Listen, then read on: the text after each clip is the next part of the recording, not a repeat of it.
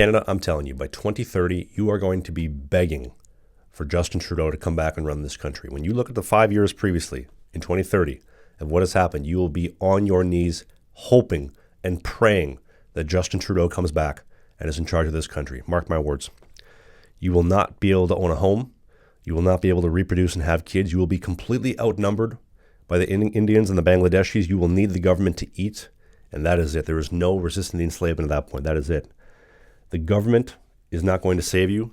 The welfare will not save you, and the endless free shit is only going to hurt you. And no, growing the economy is not cramming millions of Bangladeshis in downtown Toronto to grow the economy. No, not everybody can drive e-bikes and deliver for Skip the Dishes to grow the economy. That just turns Toronto into the third world. When you bring a majority of people from the third world, you water down the quality. Think of if I have a pizza, I cut it into 8 slices.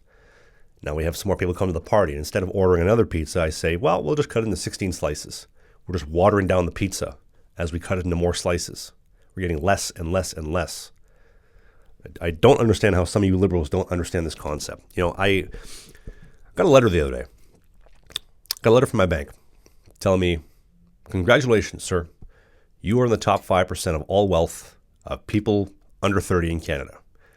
And I thought, no, there's no way this is possible. Like, this is BS. My thought process was immediately, this is a psyop, because I saw the banks are putting aside money for the mortgage defaults for all the renewals coming up this year. And by sending out a nice little letter saying, hey, you're doing pretty well, keep doing what you're doing, invest a little bit more. It'll probably add some more liquidity to the system and help them maneuver that. So big psyop, whatever. I'm not in the top 5% of wealth. Not rich, I'm definitely not poor, somewhere in between. I'm just going to carry on.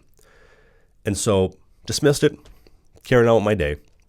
And then I saw a Stats Canada report that the median Canadian, because the average is kind of skewed by the elites, whatever elites that we do have left in this country. But the median Canadian under 35 years old only has $37,000.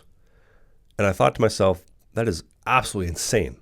That is literally the equivalent of if from the age of 18, you put aside $175 every single month and just blew through everything else. You didn't save a single dime after that. $175 a month from 18 to 35, everything else you spent.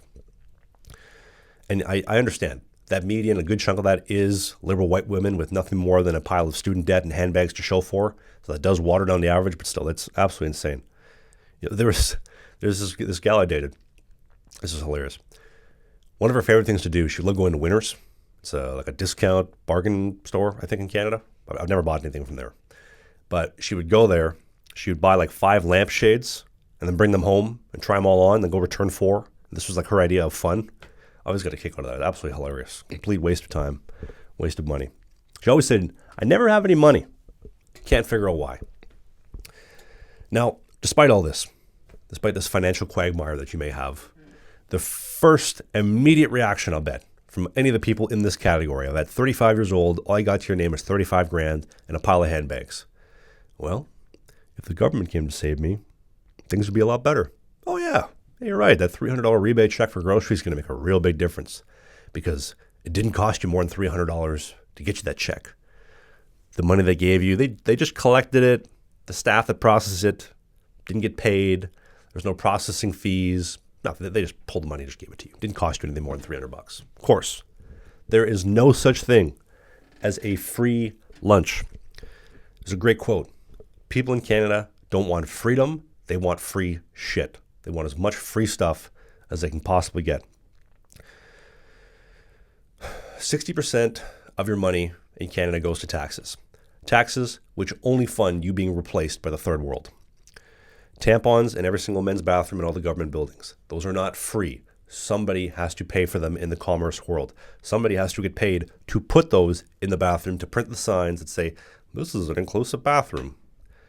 You know, I saw the funniest thing the other day. I think it was actually at a coffee shop. I was actually amazed this is of all places it was there. I walk up to the bathroom and I see the sign that's supposed to be like male, female, men, women, 2 genders, and mentally ill. And I saw something that looked a little bit different. It wasn't male, female. It wasn't men's, women's. And I thought, oh, God, I just gave my money to another liberal coffee shop. At least my latte will be fire, but whatever. And I walk up and I get closer and I get closer and I look at it and it says, don't care. Just wash your hands. I'm like, yes. Yes, I will come back tomorrow. I will buy another latte. Thank you for making my day.